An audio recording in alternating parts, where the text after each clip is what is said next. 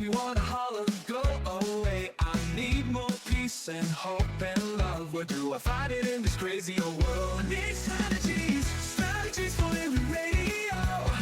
Your dose of radio rehab. Strategies for living radio.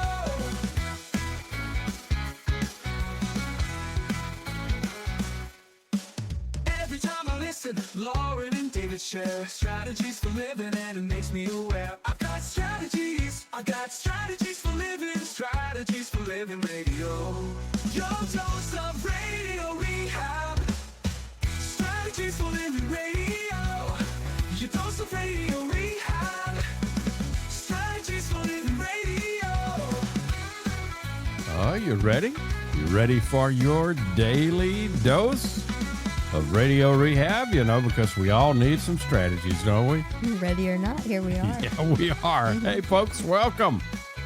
Welcome into another edition of Strategies for Living Radio. I'm Dr. David McMillian. She is psychotherapist, PLPC, Lauren Leon McMillian, just trying to be happy. If you're happy and you know it. Clap your hands. Yeah.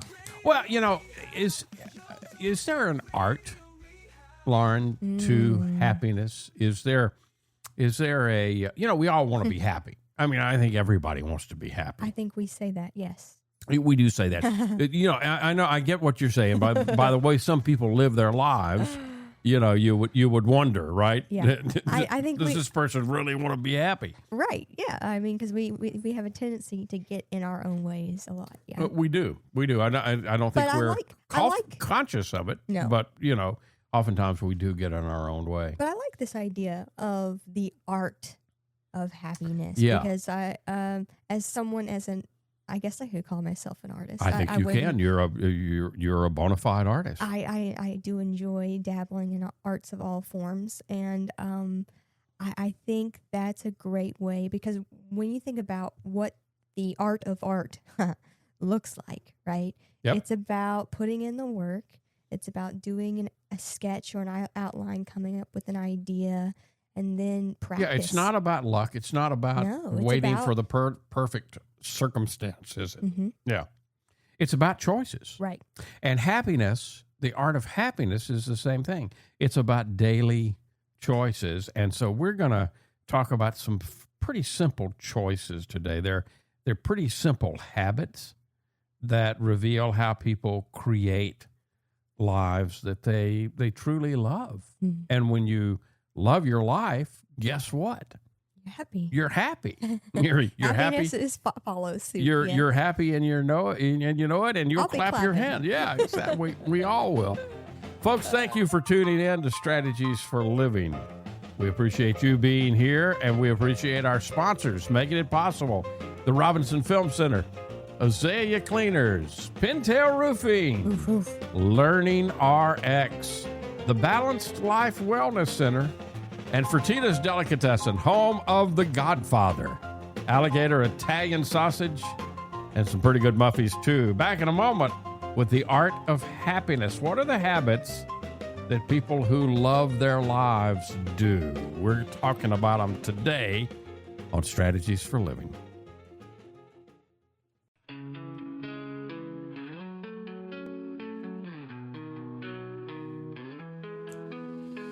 Tune in daily, find the light. Healthy mind and spirits bright. Strategies for living strong. Feel the vibe, it won't go wrong. Body moves and soul align. Catch the rhythm, feel the time. Radio rehab every day. Chase those clouds of gray away. Your daily dose of radio rehab. Lift you up when skies seem drab. Mind and body, spirits free. Living life in harmony.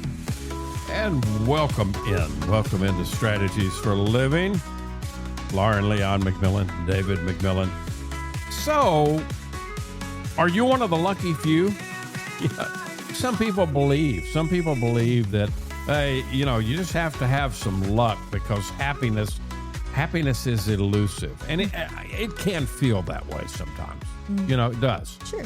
As though it is reserved for quote unquote the lucky few. But here's the truth. And yet that's a belief. That's a belief. That's you're exactly right. And beliefs play a tremendous part in what we create that we look at as our lives, call our lives, right? In truth, happiness is not an accident. It is, as we have talked about, it's the pursuit of happiness, and that's an art. Yeah, absolutely. There's an art to that, and you know, you're a very good artist, I suppose. Well, I enjoy it. Yes, we have a lot of examples of your practice, and I can see the progression from. I mean, we have some pieces that you did when you were little. Right. Yep. Yeah. Not that you're not still little, in stature. Yeah. I hear you.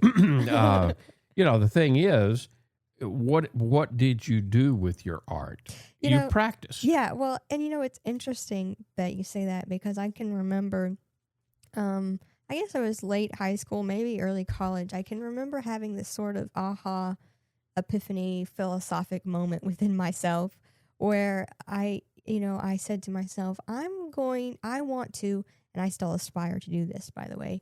I want to practice doing everything the way I do art. And the way I thought about that was the way that I practiced doing my art was I would often I'd have this idea, I would sketch it out on paper, and then just the outline, the vague outline, right?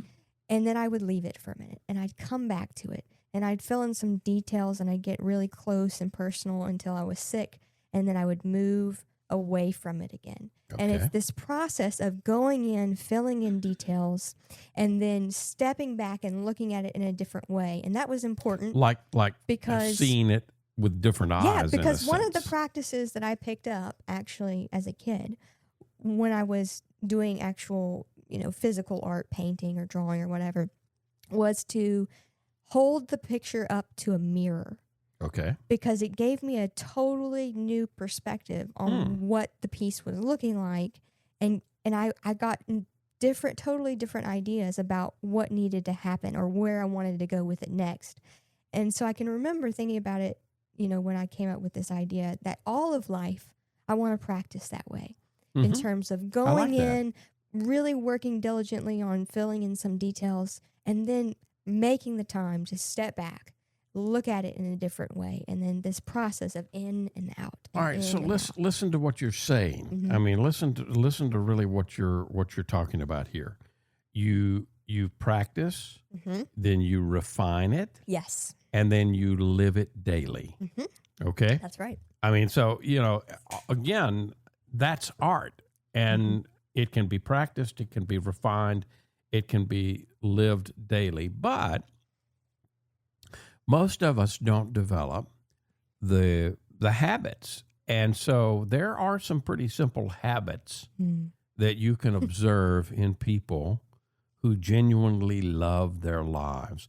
I recently ran across an article written by Lachlan Brown. Lachlan Brown is he's quite an influencer today, and he actually has launched some. He's a psychology graduate. He's a mindfulness enthusiast. He's written a best-selling book called Hidden Secrets of Buddhism: How to Live with Maximum Impact and Minimum Ego.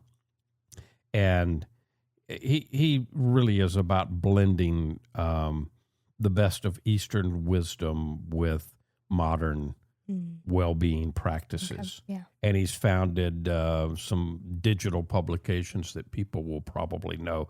Hack Spirit is probably one of the ones that he's founded that most people have probably run into.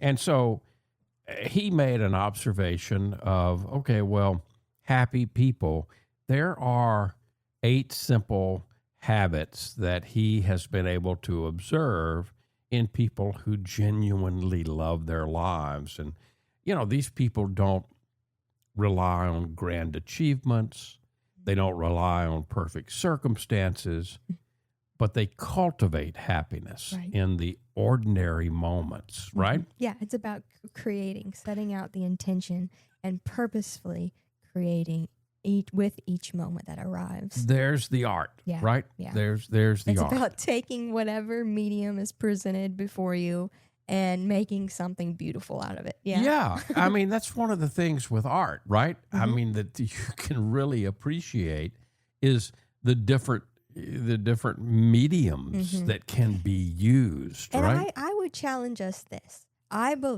firmly believe that we are all artists, okay? Because we are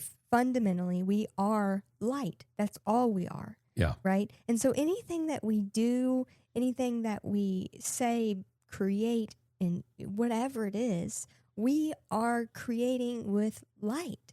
And we're bending light Absolutely. with our very existence. Yep. And so to think of yourself as art and And also we are. the And we are. also the artist, right? Yep. And to remember that also, there's heart in art. Heart in art. I There's like that. art in art. Yeah. You're a poet and don't know it. I don't know about that.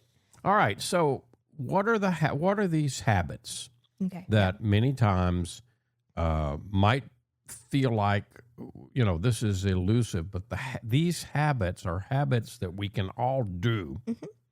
that will help us move towards the creation Mhm. of this artistry we're talking about To create today. joy. Yeah. Doesn't Mhm. matter what your canvas is right now. Right. I mean, you start where you are, Mhm. right? That's right. All right. So, starting where you are, one of the things is to practice gratitude every single day. Yes. And I would say many times during the Yes. day. Yeah. So, happy people have this habit. Mhm. They have a habit of noticing what's good, what's Yep. already good in Yep. their lives. Everything is, there's not perfection, right? No. But consistently, can we take a moment? It's to ask in each moment, what am I grateful for? Because Yes. you can find something in every moment, even if Absolutely. it's as simple, and I'm saying that kind of lightly because it's not simple, but if it's as simple as your heart beating in your chest and the fact that you're here in the form you're in is an incredible miracle that we In can and of all itself. that we can all be grateful The for. pump that is our heart. And it's not even a pump, right? it's We're right. discovering that it's actually a vortex generator, Yeah, right? yeah, the It's generator that is our beyond heart. a pump at this point. And the miracle that are our lungs, Yes. right? Yeah. Even if they're not working 100%, They're they're working. still working, and they're they're still, striving if we're alive, to and they're keep you alive. miraculous, Yeah, right? Yeah. Yeah. And So- this is scientifically backed, right? I mean, we have seen study after study after study, which shows the physical benefits of gratitude, right? From right. lowering heart disease to, lowering stress to lowering cortisol. I mean, it all adds up. Absolutely. So, psychologists refer to gratitude journaling. Mhm. So, write down some things. It may be 3 things, it may be 5 things that you're thankful for each day. Mm-hmm. So, along the way, if you gratitude journal every evening, let's say, Yeah. you're going to be looking all throughout the day. You're going to Yeah. you're going to be looking- more conscious. I think I've told this Right? story before, but I'll tell it again because it's worth sharing. It was just very impactful in my life. One of the tasks or assignments I was given in grad school was to keep a gratitude journal. Yep. And she actually told us to do 5 things, and of course we could pick when we wrote the 5 things. It just had to be 5 things a day, and so. What I found myself doing as I engaged in this task was actually, for me, I didn't even set aside a time. What I ended up doing is throughout the day, I would notice when I felt myself open, and I would say, that's gratitude. What am I grateful for? And I would jot it down. Okay. And so my practice was actually ended up being throughout the day. And what happened over those weeks and eventually months of me really honing into that, I'm going to call it that vibration, that frequency of gratitude, and recognizing it as it appeared, was something kind of interesting, because I noticed all of a sudden I wasn't just grateful for my dog or the sun or things that we're generally thankful for, but I suddenly found myself grateful for things like, I missed that turn, or that my client canceled on me. Yeah. But I could find gratitude even in those, what we would often find ungrateful moments. Absolutely. Gratitude retrains the brain. Yeah. And so instead of defaulting to complaints or comparisons, what you do is you begin to see life through the lens of abundance, through the lens of abundance, rather than through the lens of lack. Yeah, you see that everything's happening for you. Yeah. And it's something to be grateful for. Life doesn't happen to us. It happens for us. Right. We're talking about, some very simple things that we're talking about the art of happiness today, and some simple habits that people have who are truly happy. We've got a lot more to discuss. So stay with us here on Strategies for Living. We'll be right back.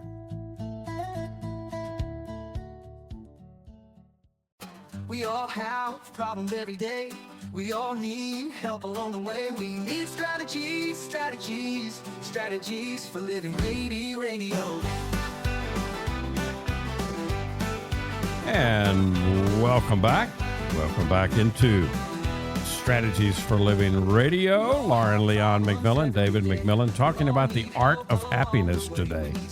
Talking about some simple habits of people who absolutely love their lives. And we started out with gratitude. I think that's appropriate. So people who love their lives practice gratitude daily. And you might even think of keeping a journal, writing it down. Another thing that happy people do is they nurture meaningful relationships in their lives. Yeah. So, we often kind of dream up, we imagine that happiness is something that is going to be achieved. When I accomplish this, when I achieve that. Right. Or when I get this, or when I buy this. Yeah. But let me tell you what about the research. The research is very clear on this. The quality of our relationships is the strongest predictor of long-term happiness. Let me say that again. Yeah. Because it's so important to hear, because research absolutely backs this up. The quality of our relationships, that's the strongest predictor of long-term happiness. So happy people... It's not about where you go. It's not about what you do. No. It's like the song says. It's who you about connect with. who you spend it with. Happy people invest in connection, right? Right. I mean, I think this makes so much sense because, what it makes me think of is as we transition into whatever afterlife holds for us, we don't get to take the places. We don't get to take the things. You mean I don't get to take my money or my gold? No. Or my stocks? As much as some people would like to think you want to be buried with all of that just so you can take it with you. Yeah. No, what I truly believe, and from what I've understood from all of the research into afterlife, existence, is that what we get to take is our experiences. Yep. And what is the foundation for that but our relationships, starting with our relationship with ourselves and with our bodies. Absolutely. And our minds. Absolutely. Yeah. Happy people invest in connection. They make time for themselves. Mm-hmm. They make time for family dinners. They make time for coffee with friends. They make time for heartfelt conversations. I mean, again, we have to make the space, right? Right. Because do we call our best friend and say, "Get over here right now. We're going to have a heartfelt conversation." What? I mean, you could try that. Well, you can try, but we're both kind of chuckling at it because, I mean, okay, let's sit down and have a heartfelt conversation. It's not okay. really a forced thing. Yeah. It needs to be organic. Absolutely. Yeah. In other words, and we're not chasing goals, we're nurturing bonds. That's what happy people do. And what that starts with, what the deep, real, enriching relationships start with, I believe, is presence. Deep-seated presence in the moment with the person or animal or thing that you're in a relationship with, is to be there with them. Absolutely. Fully. Yep. So there's a Harvard study of adult development that shows that good relationships actually protect us. They protect us from loneliness. They boost our health, so they protect us from getting sick or sicker. They boost our immune system, and they bring life satisfaction. That all spells more happiness when you think about it, right? Okay. Sure. Another thing is simplicity. So people who are, are truly happy, embrace simplicity. They don't clutter their lives with a lot of drama, with a lot of endless consumption, with a lot of retail therapy. I got to make myself better. I got to go buy something. And how many of us have piles of stuff in our home that we don't know what to do with, right? We have piles of stuff externally. We have piles of stuff internally. Yeah. Right? Yeah. And it's about being able to look at it and just shift it aside for a moment. Yep. Because what you'll find is that, when you have all of that clutter, whether it's internal or external, it's actually a block to the light and to the flow of life through you. Yeah. And so taking time to, actually declutter, whether that's physically, mentally, or emotionally. Well, I want to talk about that a little bit because, I mean, we're talking simplicity here. So we're talking simplify. Okay, so simplify doesn't necessarily mean minimalism in the aesthetic sense, right? Right. What it means, it means stripping away what doesn't matter. Right. So you can focus on then what does matter, right? Yeah. And you're talking about what simplicity means and simple means. And I have to go here now. The word simple etymologically breaks down to sim and then the PLE part, right? Right. And the first part, sim, means one. Okay. Of course, as one. Right. And then the last part refers to fold. Sounds kind of biblical to me, right? Yeah. I'll gather you up in one fold, right? And my science brain kind of thinks about how all of our proteins and our DNA and our organelles, they all form pleats or folds structurally. Right. And so it's this idea that simplicity, to embrace the simple life, is to really reckon with the idea that we are one. And we are part of this one fold of the body of Christ, if you will. Yep. The whole body of the universe. And when you're talking about Christ, you're not talking about Yeshua, a person, Jesus, Christ, no. Right. Yeshua. You're talking about Christ consciousness. Right. The body of consciousness. Yes, the body of people who are seeking to understand the oneness. Right. Yep. That's it. Yeah.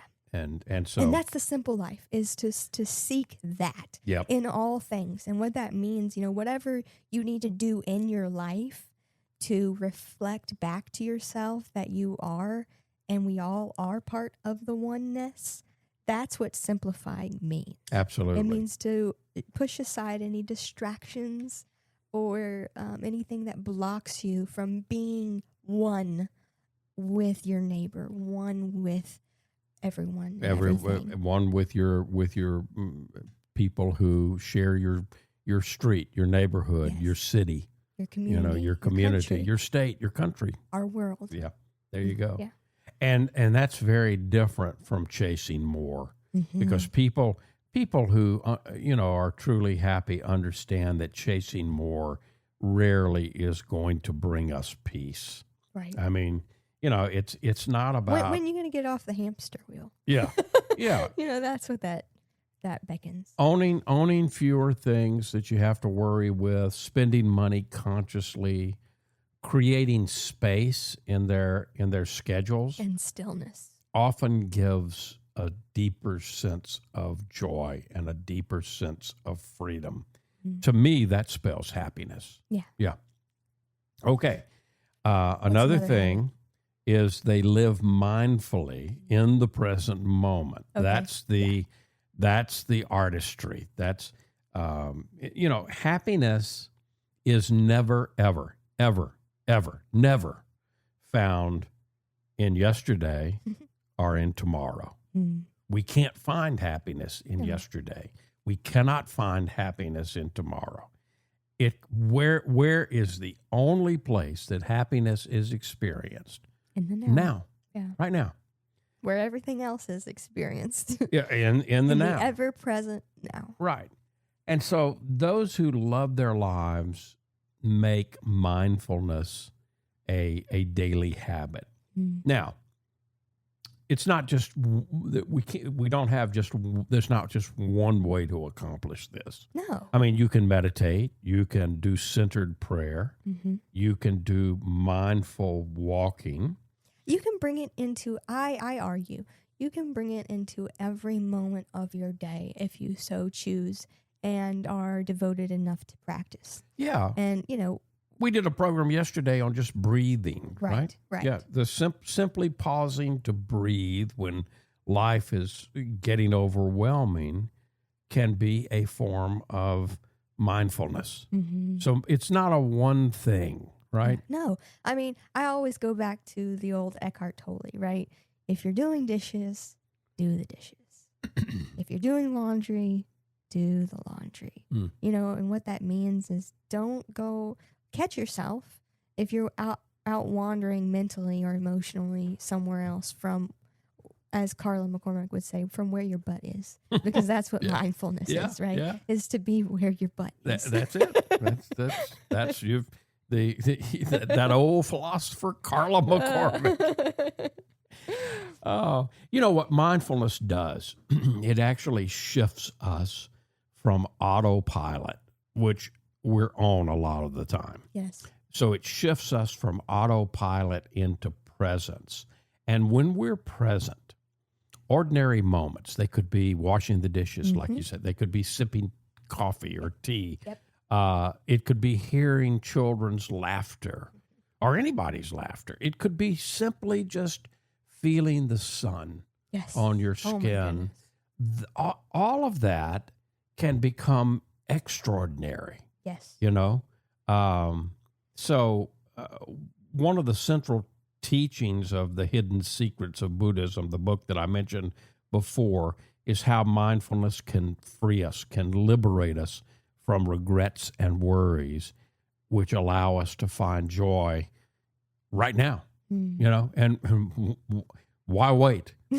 I mean, really, why wait? Yeah. I mean, If not now, tell me when. yeah, if you can have it now, why wouldn't you have it now, right? Why wouldn't you invite with intention that feeling of expansive gratitude? And here's the deal. Yeah. It's always available to us. Absolutely. It's always available. We're talking about the art of happiness today.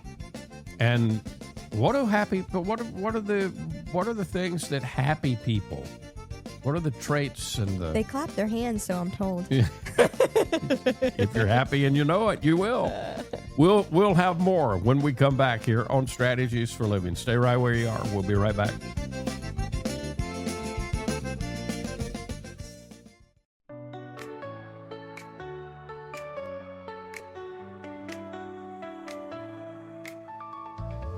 Tuning out, let's take a ride.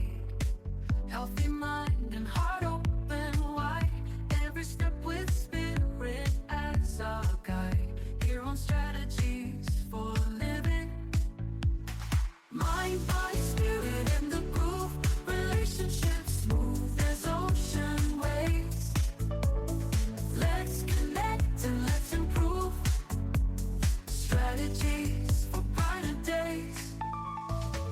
Wake up your mind with the spark. Feel the energy start to flow. In the show we leave a mark. Guiding lights to help you grow. And welcome back into Strategies for Living as we talk today about the art of happiness and some simple habits of people who love their lives. Lauren Leon McMillian, David McMillian. So we've talked about practicing gratitude daily. We've talked about nurturing meaningful relationships. We've talked about embracing simplicity. We've talked about living mindfully in the present moment.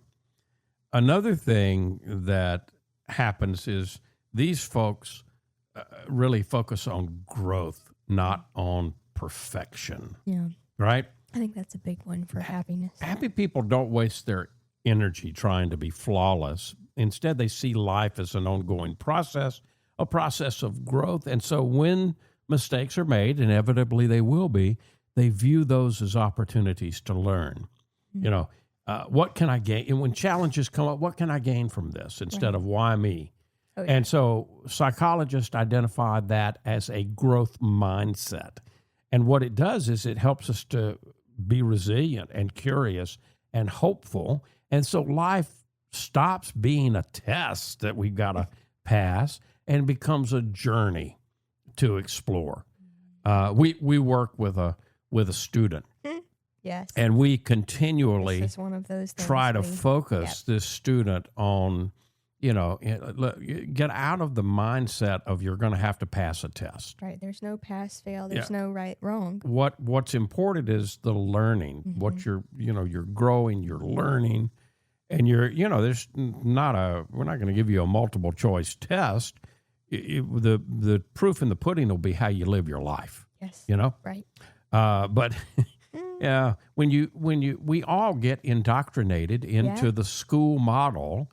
And so it's hard to say, get out of that. I'm going to have to, there's going to be a test on this. Right, or a grade, or pass, fail. So I got to be, I tell myself, I got to be perfect here. When in fact, there's really no such thing.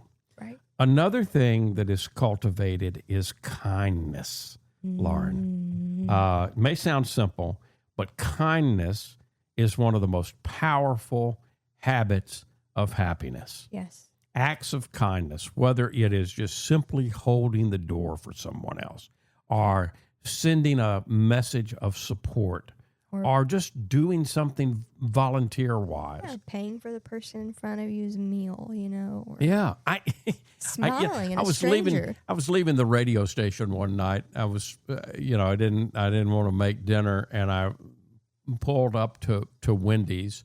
I think I was going to get us a couple of baked potatoes or something. I don't remember. Mm-hmm. But there was a black truck in front of me. Right. And, I placed my order like you do. I got up to the window, and the person handed me my order.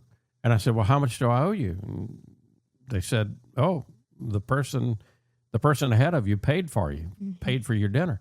Have no idea. All I know, it was somebody in a black truck. Thank you. Yeah. But the bottom line is, I had no idea who that was. But it made me feel good the rest of the night. Yeah. And I'm betting it made that other person, whoever it was, feel good. Here's the deal. We also know that giving or acts of kindness are just as beneficial, if not sometimes more beneficial for the giver. Yeah. There are lots of hypotheses as to that, but I have to wonder if it's not related to the idea that we're all one. And so as we do unto each other, we do unto ourselves. Absolutely.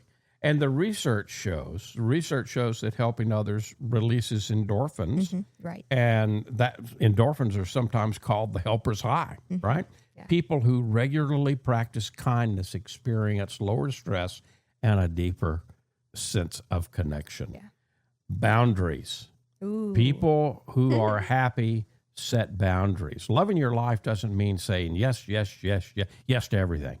In It fact, also doesn't mean saying no to everything. no, it doesn't. But people who love their lives are skilled they know when to say no. They know how to say no. And they understand that time and energy are not unlimited, right? The Right. time and energy in this lifetime are finite. So by setting healthy boundaries, they protect their well-being, their relationships, and their focus. It's not about shutting somebody out. It's not about shutting other people out. It's about showing up more fully for the things For yourself and the and for people everyone else. that truly matter. Exactly. Yeah. Exactly. It's about honing your focus, being able to see where your energy leaks are, and recognizing that I want to put as much energy as I can into the values which I hold and are in alignment with what I hold. Absolutely. Right. And so Yep. it's a process of refinement. Yep. And I had this book in my hand yesterday, Viktor Frankl's Man's Search for Meaning. Yes. So the last thing I want to talk about is people who are happy find meaning in what they do. Those who love their lives have a sense of purpose. And this doesn't mean, I'm guessing, this doesn't mean finding meaning in what you do as a career, although that's It doesn't wonderful. have to, no. I mean, and it doesn't even have to be grand. I mean, Right. it could be just raising wonderful children. It could be creating beautiful art. Yeah. It's finding meaning in the everyday moments. Yes. Yeah. It could just simply be bringing joy into everyday interactions. Psychologists distinguish between hedonic happiness, which is pleasure, and eudaimonic. That doesn't sound good, does it? Eudaimonic happiness, which is meaning. And the meaning one brings deeper and more lasting fulfillment. So when we feel that our lives matter, we're going to stop. We're going to stop asking what's missing here, and we begin to feel grateful for the roles that we play in the larger human story. We may not understand, and connect that we're back to something you've been talking about today. We're all one, meaning we're all connected. So there's no too small act. Every act of kindness, every connection, every Every moment. matters and changes the world in a very positive way. And we have the power to co-create with it. That's the art. Absolutely. And my hope is that listening to these 8 traits of really happy people helps all of us to improve our artistic abilities to create on the canvas of life. Of life. There you go. There you go. We'll be back. More strategies to come.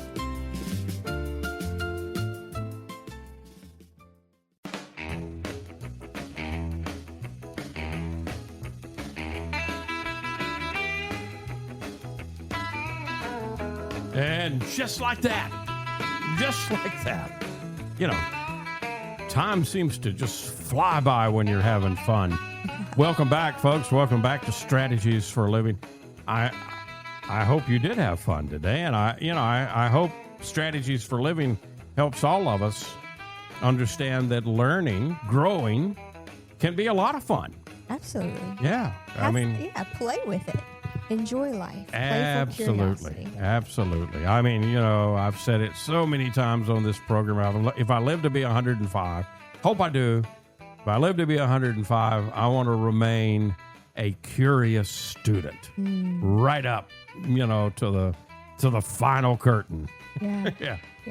All right, so we've talked about happy people today and what they do. What's your takeaway from from our time today? The importance that happiness is not an elusive thing that just happens upon us, right? It's cultivated in daily small choices, right? Mm-hmm. And so, and also you brought this in at the very end here, the idea of creating for the sake of creating. If you can do that with happiness, right? Yes. So seek it out and maybe try one of the habits we talked about today, whether it was, focusing on gratitude or try one on deepening for a size. relationship. Try one out, because true happiness isn't somewhere far away. It's in the way It's right here. that we choose to live today, in each moment. It's right here, and it's inside all of us. Yeah. And It's not out there. We look for it outside, but it's in here all along. Yeah. Lauren, thank you, folks. Thank you. We appreciate you being a part of Strategies for Living, and we appreciate our sponsors. Have a lot of gratitude for our sponsors who make all of this possible: the Robinson Film Center, and Azalea Cleaners, and Pintail Roofing, and Learning RX, and the Balanced Life Wellness Center, and Fertitta's Delicatessen, home of the Godfather, alligator Italian sausage, and some pretty good Muffies too. If today were the last day of your life, you only had one more phone call that you could make, who is it that you'd call? What is it that you'd say? And why are you waiting? Make the call. For Lauren Leon McMillian, I'm David McMillian. See you next time right here on Strategies for Living.